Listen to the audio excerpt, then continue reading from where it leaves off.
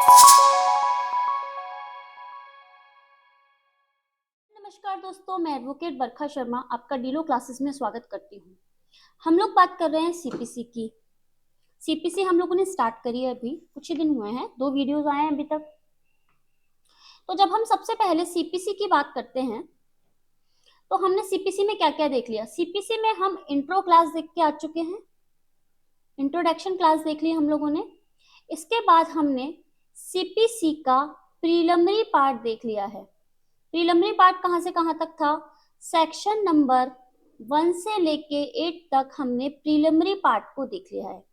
उम्मीद करती हूँ आप लोग भी हमारे साथ साथ इन वीडियोस को देखते हुए चल रहे होंगे। अगर आपने वीडियोस को देखा है, आपको वीडियोस अच्छे लगे हैं, तो प्लीज आप इसको लाइक कीजिए, शेयर कीजिए और सब्सक्राइब कीजिए। उन सभी व्यक्तियों के पास ये पहुंचने चाहिए जिनको कि लगता है कि हम कोर्स खरीद के अभी कोर्स नहीं खरीदना चाहते हैं और हम सेल्फ लेवल पे तैयारी करना चाहते हैं, तो वो वीडियो देख के तैयारी कर सकते हैं, अपनी तैयारी को मजबूत कर सकते हैं। एक रेगुलरिटी मेंटेन हो जाएगी वीडियो देखने से और आप क्या कर पाएंगे, अपनी तैयारी शुरू कर पाएंगे। जिन्होंने शुरू नहीं की होगी और जो पढ़ चुके होंगे वो अपना रिवीजन कर पाएंगे। तो आज ही इसको अपने दोस्तों के साथ शेयर कर दीजिए, उनको बोलिए कि भाई वो जल्दी से जल्दी ज्वाइन कर लीजिए क्लासेस को, क्योंकि सीपीसी में अभी जस्ट 2 क्लास हुई है। अगर वो जल्दी से इसको रिकैप देख के आएंगे तो उनका टाइम वेस्ट नहीं होगा। ठीक है, तो जब हम इंट्रो क्लास को देख के आ चुके हैं, प्रीलिमिनरी पार्ट को देख लिया है हम लोगों ने, तो फाइनली आज हम इसके पार्ट 1 को स्टार्ट करते हैं। टोटल कितने पार्ट हैं इसमें टोटल है 11 पार्ट्स। 11 पार्ट्स में सेक्शंस दे रखे हैं। तो जो पार्ट 1 है उसमें सेक्शन 9 से लेके 35B तक कंप्लीट हो रहा है।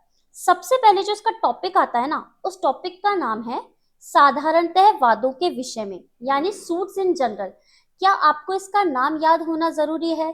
तो बिल्कुल आपको इसका नाम पता होना चाहिए कि पार्ट 1 का नाम क्या है, सेक्शन कहां से कहां तक कवर कर रहा है। अगर हम इसका कीवर्ड देखते हैं तो इसका कीवर्ड होता है सूट्स इन जनरल, यानी कि साधारणतः वादों के विषय में। सेक्शंस कवर करता है 9 से लेके 35B तक। साथ साथ अगर याद करने की कोशिश करोगे तो बहुत ही अच्छी बात रहेगी। अब देखो, सबसे पहले है ना, जो इसमें सेक्शंस कवर होते हैं तो उसमें सबसे पहले ये क्या है, इसको हम पार्ट 1 को भी अलग अलग में डिवाइड कर लेते हैं। जैसे पार्ट 1 है ना, तो इसमें सेक्शन 9 से लेके 14 तो आता है हमारा न्यायालयों की अधिकारिता और पूर्व न्याय, यानी कि जुरिस्डिक्शन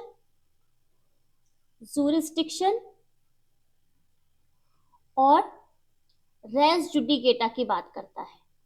मैम आप इनको अलग पार्ट में क्यों डिवाइड कर रहे हो? क्योंकि इससे क्या होगा, हमको इस पूरे पार्ट को याद करना आसान रहेगा।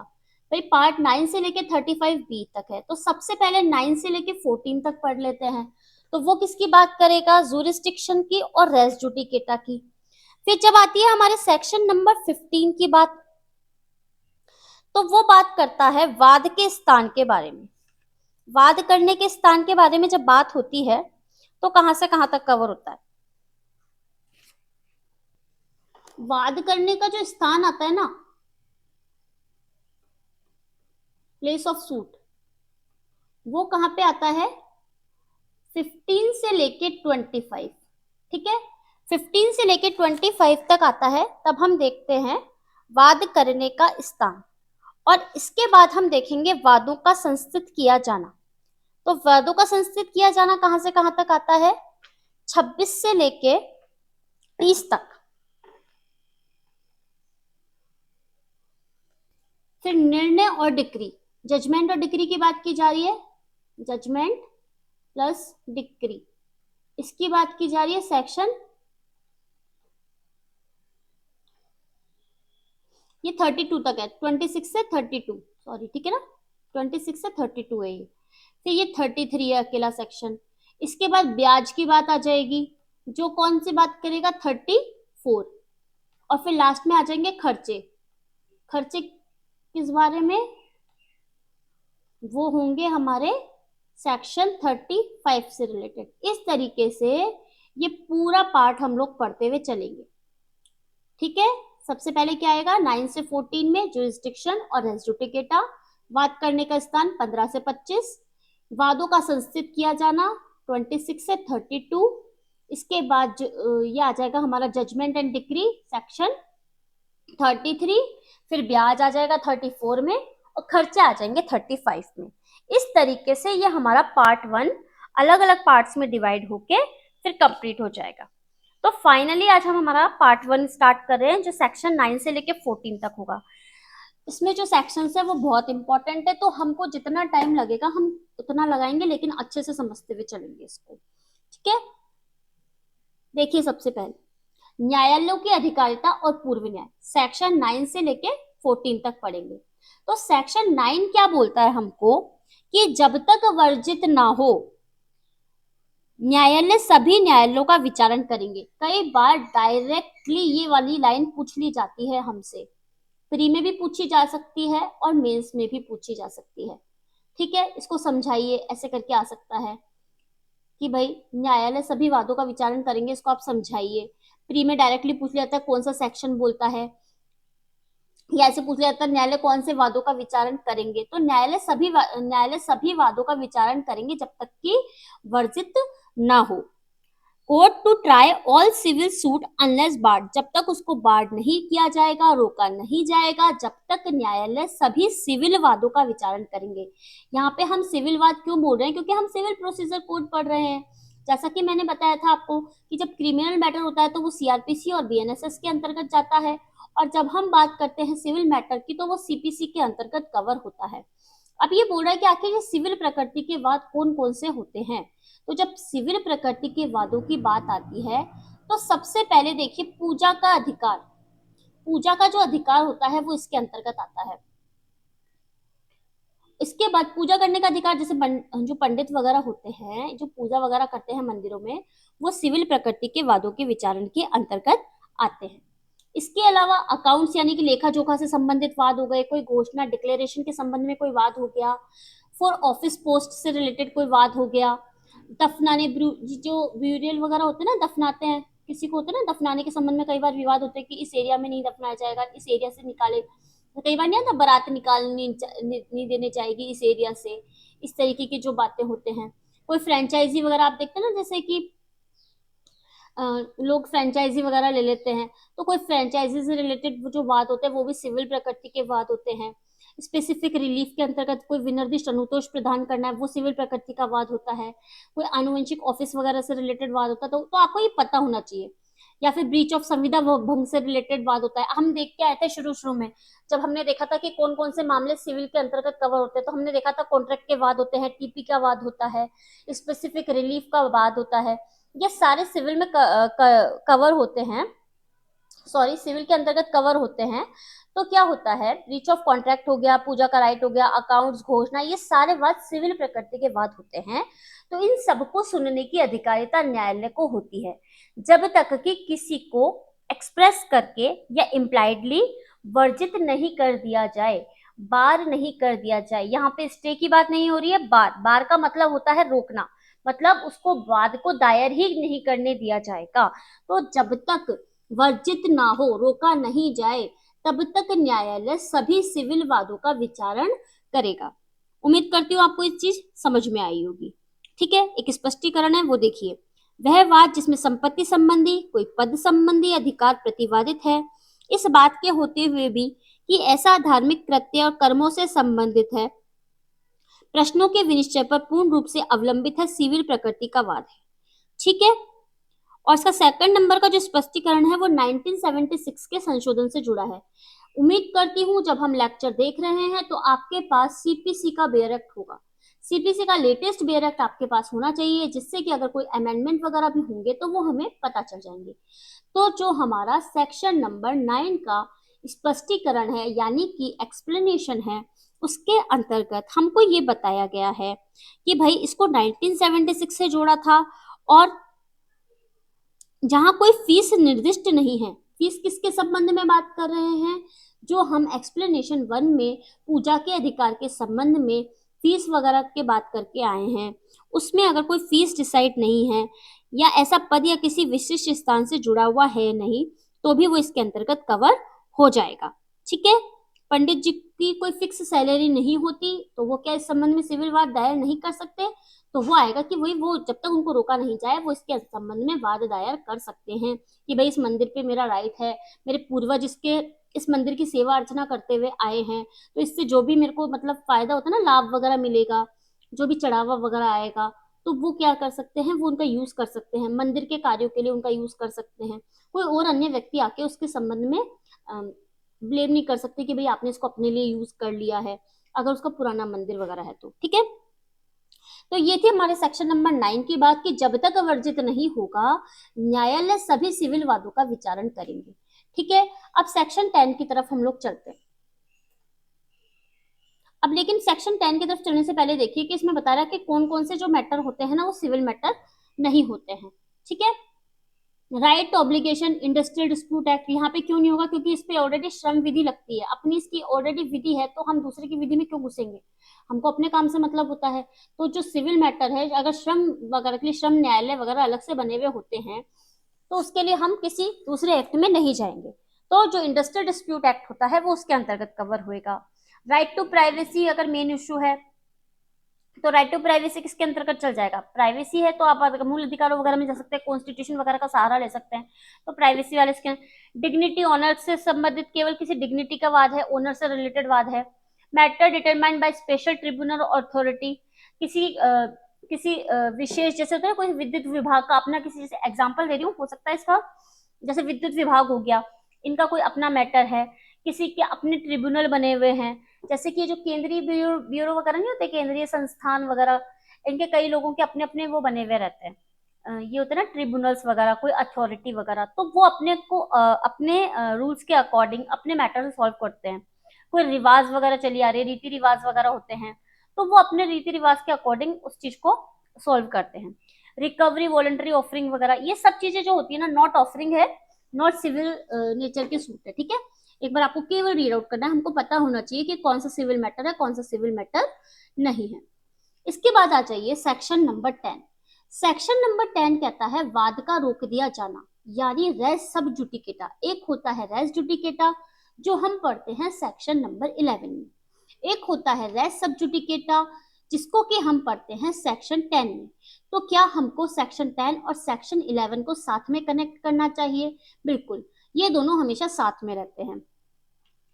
क्या बोल रहा है कि मान लीजिए कोई पहले से वाद संस्थित है, ए और बी का पहले से कोई वाद संस्थित है, तो क्या उसी मैटर पे फिर दोबारा वाद लाया जा सकता है? ए और बी का, ए नामक व्यक्ति है, इसका बी नामक व्यक्ति के साथ कोई, ये दोनों पक्षकार हो गए। ठीक है, ये मान लीजिए इस मकान के संबंध में इसका विवाद चल रहा है, तो क्या ये दोनों इसी मकान के संबंध में दोबारा वाद ला सकते हैं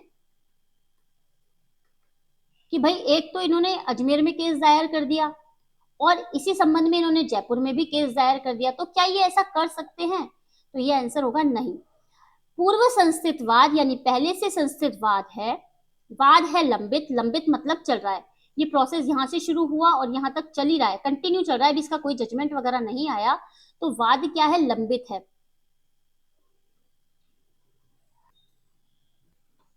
तो वाद क्या है, यहाँ पे लंबित वाद है, कहाँ पे है, सेम कोर्ट, यानी कि जो अधिकारिता एक कोर्ट को है वही अधिकारिता दूसरे कोर्ट को भी है।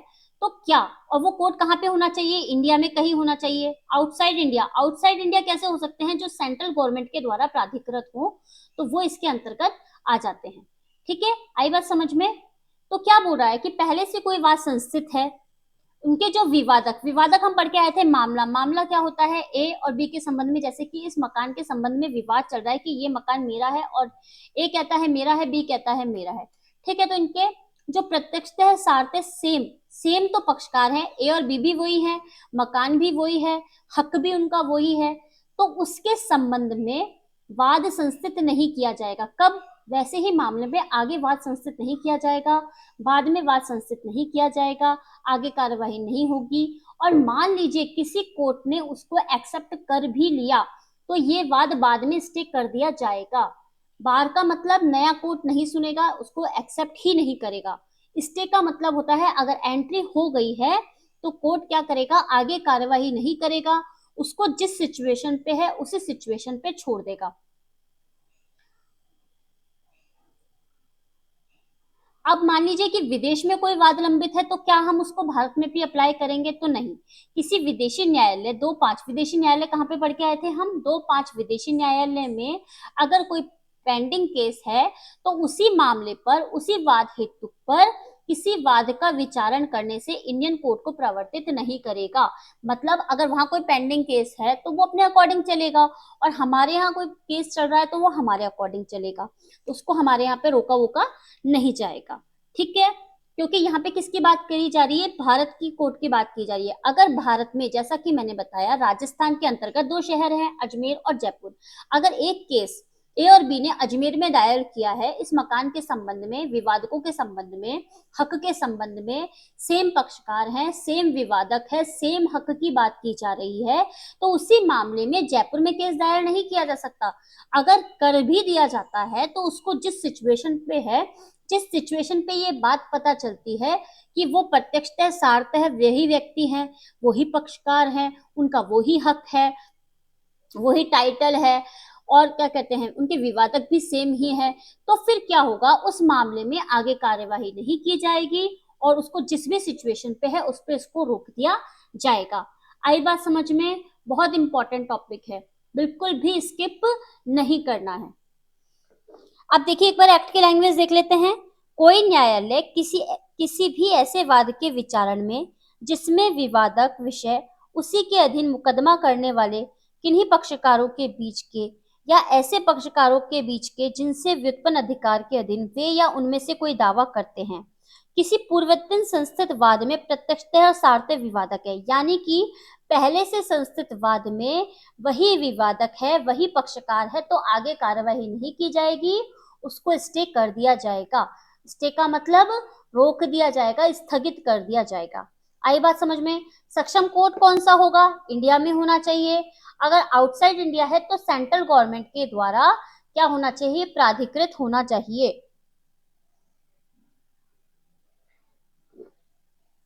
या फिर ऐसा होना चाहिए जिसको कि सुप्रीम कोर्ट के बराबर अधिकारिता होती है। ठीक है, या एससी का मतलब है यहाँ पे सुप्रीम कोर्ट की अधिकारिता। ठीक है, आई बात समझ में? अगर जरा सा भी डाउट हो तो इस वीडियो को आप रिपीट करके देख सकते हैं, आपके पास यूट्यूब पे ये अवेलेबल रहेगा। ठीक है, अब देखिए आगे। अब सेक्शन 11 की बात करते हैं। ये कहता है पूर्व न्याय। सेक्शन 10 में क्या था? रेस सब जुडिकेटा, यहाँ पे कहता है रेस जुडिकेटा। क्या बोल रहा है कि फॉर्मर सूट है, फाइनली हर्ड हो गया है, डिसाइड हो गया है, तो क्या होगा? आगे जो भी वाद इसी मामले में दायर किया जाएगा वो क्या होगा? वर्जित होगा, यानी कि बार मतलब कि रोक दिया जाएगा। लैंग्वेज देखिए एक बार क्या बोल रही है कि कोई भी न्यायालय किसी ऐसे वाद या विवादक का विचारण नहीं करेगा जिसमें प्रत्यक्षतः और सारतः विवादक उसी विषय के अधीन, हक के अधीन मुकदमा करने वाले उन्हीं पक्षकारों के बीच के या ऐसे पक्षकारों के बीच के जिनसे व्युत्पन्न अधिकार के अधीन या वे या उनमें से कोई दावा करते हैं, किसी पूर्ववर्ती वाद में भी ऐसे न्यायालय में प्रत्यक्षतः सारतः विवादक रहा है, जो ऐसे पश्चातवर्ती वाद का या उस वाद का जिनमें ऐसा विवादक वाद में उठाया गया है विचारण करने के लिए सक्षम था और ऐसे न्यायालय द्वारा सुना जा चुका है और अंतिम रूप से विनिश्चित किया जा चुका है। क्या बोल रहा है कि भाई जो पहले से दायर वाद है ना, उसको फाइनली, वहां पे तो क्या करा था? वाद लंबित था 10th के अंतर्गत, यहाँ पे फाइनली जजमेंट हो गया है, सुना जा चुका है, डिसाइड हो चुका है। पार्टी कौन सी है? सेम पार्टी है। टाइटल कौन सा है? सेम टाइटल है। तो आगे इस संबंध में कोई भी वाद दायर करने से नहीं किया जाएगा, मतलब उसको वाद दायर नहीं करने दिया जाएगा। फॉर्मर सूट है, पहले से हर्ड हो गया है, डिसाइड हो गया है, पार्टी सेम है, जैसे कि ए और बी थे, मकान के संबंध में वाद दायर करते हैं। उस मकान के संबंध में अगर कोई वाद दायर किया जा चुका है, उसका सॉल्यूशन हो गया है, फाइनली उसको हर्ड कर दिया गया है, डिसाइड कर दिया गया है, तो उसको आगे ऐसा करने से रोक दिया जाएगा। मतलब उसी मामले में वही पक्षकार उसी हक के अधीन वाद दायर नहीं कर पाएंगे अगर सक्षम न्यायालय ने उनको सुना है तो। सूट कब इंस्टीट्यूट हुआ ये हमारे लिए मैटर नहीं रखता है। अब यहाँ पे हमको टोटल 8 स्पष्टीकरण दे रखे हैं। कई बार डायरेक्टली पूछ लिया जाता है प्री के अंतर्गत कि रेस जुडिकेटा जो है उसके अंतर्गत कितने स्पष्टीकरण दे रखे हैं, तो टोटल 8 स्पष्टीकरण दे रखे हैं। तो हमको सेक्शन लगता है बड़ा, लेकिन हम क्या करेंगे, इसके कीवर्ड निकाल के पढ़ेंगे तो वो हमको आसान लगेगा। सबसे पहले स्पष्टीकरण का कीवर्ड निकलेगा वो निकलेगा फॉर्मर सूट, यानी कि पूर्ववर्तीवाद। पूर्ववर्तीवाद यानी कि पहले से दायर किया गया वाद है, पहले से विनिश्चित हो चुका है, चाहे पहले संस्थित किया गया या नहीं, यानी कि पूर्व में विनिश्चित किया गया है, चाहे वह उससे पूर्व संस्थित किया गया हो। नहीं, एमपी में आया था कि ये जो वाद है, फॉर्मर सूट है, इसको पहले से विनिश्चित किया जा चुका है, उसका सॉल्यूशन किया जा चुका है, तब इसके अंतर्गत इंक्लूड होगा। सेकंड बोलता है अपील से इसका लेना देना नहीं है, यानी कि इस धारा के प्रयोजन के लिए न्यायालय की सक्षमता का अवधारण ऐसे न्यायालय के विनिश्चय से अपील करने के अधिकार किन्हीं उपबंधों का विचार किए बिना किया जाएगा, यानी अपील पर ये वाला सेक्शन अप्लाई नहीं होता है। सेक्शन कहता है थर्ड, यानी स्पष्टीकरण नंबर 3 कहता है पूर्ववर्ती वाद में एक पक्षकार का कथन और दूसरा पक्षकार उसको एक्सप्रेस इम्प्लाइडली क्या करता है, डिनाई करता है या एक्सेप्ट करता है। इसका मतलब पूर्ववर्ती वाद में एक पक्षकार द्वारा अभिकथन और दूसरे द्वारा अभिव्यक्त या विवक्षित रूप से प्रत्याख्यान या स्वीकृति आवश्यक है, यानी कि एक्सप्रेस रूप से क्या किया जाना चाहिए, यहाँ पे जुडिकेटा अप्लाई होता है। ये यहाँ पे वो सिचुएशन दे रखी है कि कब रेस जुडिकेटा अप्लाई होगा और कब नहीं होगा। फॉर्मर सूट की बात हो गई, अपील की बात हो गई, एक पक्षकार ने हाँ किया, दूसरे पक्षकार ने ना किया, एक्सप्रेस या इम्प्लाइड रूप से, तो एक्सेप्ट हो गया यहाँ पे। फिर 4 कहता है, जो हमारा सेक्शन नंबर स्पष्टीकरण नंबर 4 है, वो बोलता है कंस्ट्रक्टिव रेस जुडिकेटा अप्लाई हो जाएगा। क्या बोल रहा है कि भाई आपको किसी विषय के संबंध में आप अपना हक मांग सकते थे और आपने नहीं मांगा, तो इसमें आपकी गलती है, आप इसके संबंध में दोबारा वाद दायर नहीं कर सकते हो। पूर्ववर्ती वाद में प्रतिरक्षा और आक्रमण का आधार बना सकते थे। ऐसा होगा कि विवादक और प्रतिपक्ष सारथे। अब ए और बी के संबंध में वाद चल रहा है, ए और बी के संबंध में वाद चल रहा है और फाइनल सॉल्यूशन निकल जाता है ए और बी। मतलब ए और बी के संबंध में, ए और बी ने एक मकान के संबंध में वाद दायर किया गया। अब बी बाद में आके बोलता है कि भाई ना मेरे को तो इस पे कुछ और भी आक्षेप था, मेरे को इस पे और कुछ भी आधार था वाद दायर करने का, तो वो ऐसे नहीं कह सकता कि मैंने उस समय डिमांड नहीं की थी तो मैं अब डिमांड करना चाहता हूँ। यानी कि मैं, वो बोल रहा है कि मान लीजिए उस फाइनल सॉल्यूशन हो गया उस जमीन के बारे में, उस मकान के बारे में, वो कहता है कि इससे जो जुड़ा हुआ गार्डन है वो भी मेरे अंदर ही आएगा, तो वो उस टाइम तो उसको आधार नहीं बनाता, वो बाद में जाके उसको आधार बनवाना चाहता है, तो वो ऐसा नहीं कहेगा। वो कहेगा कि भाई जब तुमको आधार बनाने का मौका दिया था, तुम्हारा फाइनल सॉल्यूशन हो रहा था, तब तुमने इसको आधार क्यों नहीं बनाया। मांग सकते थे, क्यों नहीं मांगा, तो रेस जुडिकेटा लागू हो जाएगा, यानी कि फिर उसको संबंध में आगे वाद लाने से बार कर दिया जाएगा, वर्जित कर दिया जाएगा। फिर देखिए रिलीफ मांगा, कोर्ट ने नहीं दिया। मान लीजिए कोर्ट को उस मैटर पे रिलीफ उन्होंने मांगा, उनको सही नहीं लगा, तो कोर्ट ने उसको रिलीफ नहीं दिया, तो वहां पे रेस जुडिकेटा लागू हो जाएगा। वो ये नहीं कहेगा कि भाई कोर्ट ने रिलीफ नहीं दिया तो मेरे को तो रिलीफ मिला ही नहीं, मैं तो दोबारा वाद दायर करूंगा, ऐसे नहीं होगा, वहां पे रेस जुडिकेटा अप्लाई हो जाएगा। फिर बोल रहा है रिप्रेजेंटेटिव सूट। रिप्रेजेंटेटिव सूट क्या होता है कि भाई एक व्यक्ति होता है जो अन्य व्यक्तियों की तरफ से वाद लेके आता है। मान लीजिए ए नाम का व्यक्ति है, वो बी सी डी ई चारों की तरफ से अगर वाद लाना चाहता है, तो चाहे से वो लोक अधिकार के लिए हो, किसी प्राइवेट राइट के लिए हो, सद्भावना पूर्वक अगर मुकदमा दायर करते हैं वो लोग, ए जैसे मान लीजिए बी सी डी ई के लिए वाद दायर करता है अगर, तो या तो स्वयं के लिए करता है या अन्य व्यक्तियों के लिए करता है, तो जो भी अधिकार वगैरह दिया जाएगा वो सभी के लिए दिया जाएगा। ठीक है। अब उनमें से बाद में कोई व्यक्ति आके नहीं बोल सकता कि भाई नहीं, ए ने ये वाद उस टाइम नहीं उठाया था, ये मैटर उस टाइम नहीं उठाया था, तो ऐसा नहीं होगा, क्योंकि वो रिप्रेजेंट कर रहा है मतलब उन सबको, बी सी डी ई को रिप्रेजेंट कर रहा है ए, तो इसको रिप्रेजेंटेटिव सूट कहा जाएगा, चाहे से वो प्राइवेट राइट के लिए हो, चाहे से वो पब्लिक राइट के लिए हो, तो वहां पे रेस जुडिकेटा अप्लाई हो जाएगा। इसके बाद देखिए 7th नंबर का जो स्पष्टीकरण है ना, वो ऐसे कह रहा है कि निष्पादन कार्यवाही को अप्लाई होगा, निष्पादन कार्यवाही को अप्लाई होगा, यानी कि एग्जीक्यूशन जो निष्पादन होता है, किसी डिग्री का निष्पादन किया जाता है, तो ये कह रहा है कि ये जो बात होती है वो निष्पादन कार्यवाही को भी लागू होगी। केस 1 है, डिसीजन हो चुका है, एग्जीक्यूट किया जा चुका है उसको, तो मान लीजिए केस कोई 1 है, उसका डिसीजन किया जा चुका है, उसको एग्जीक्यूट किया जा चुका है, और अगर कोई नया क्वेश्चन उत्पन्न हुआ है, सेक्शन 47 में उसका जजमेंट दे दिया गया है, 36 से 74 ऑर्डर 21, ये क्यों लिखा है मैंने यहाँ पे, क्योंकि ये जो प्रोविजन है ये किससे संबंधित है, निष्पादन। तो निष्पादन कार्यवाही को भी रेस जुडिकेटा अप्लाई हो जाएगा। अगर फाइनल डिसीजन हो चुका है, निर्णय दे दिया गया है, तो ये निष्पादन कार्यवाही पे भी रेस जुडिकेटा अप्लाई होगा। फिर लास्ट स्पष्टीकरण ये बोल रहा है कि केस 1 सीमित अधिकारिता वाले न्यायालय ने सुना और कोई अदर देन सीमित अधिकारिता वाले न्यायालय ने सुना तो भी क्या होगा, रेस जुडिकेटा अप्लाई हो जाएगा। ठीक है, इस तरीके से ये हमको सारे 8 पॉइंट याद होने चाहिए। आज की क्लास का जो भी आपका ये है सेक्शन 10 का 9, 10, 11 तीन सेक्शन देखे हम लोगों ने। आगे नेक्स्ट क्लास में आगे और पॉइंट देखेंगे, लेकिन क्या है 9, 10 और 11 एक इंपॉर्टेंट पार्ट है जिनको कि हमको साथ में पढ़ना चाहिए। तो आप क्या करेंगे, अगर समझ में आ जाता है बहुत अच्छी बात है, अगर नहीं समझ में आया तो एक बार रिपीट करके इनको देख सकते हैं। और अगर आपको ये सीरीज अच्छी लग रही है तो प्लीज आप इसको लाइक कीजिए, शेयर कीजिए, सब्सक्राइब कीजिए और एक अच्छा सा कमेंट आप रख सकते हैं कमेंट बॉक्स में, जिससे कि हमको मोटिवेशन मिलेगा, हम आपके लिए और प्रयास करेंगे। ये किसी बुक के नोट्स नहीं है, ये खुद हमारे सेल्फ मेड नोट्स होते हैं जो हम पहले हैंड रिटन करते हैं, उसके बाद इनको टाइप किया जाता है और फिर पीपीटी बन के आपके पास में प्रेजेंट होती है।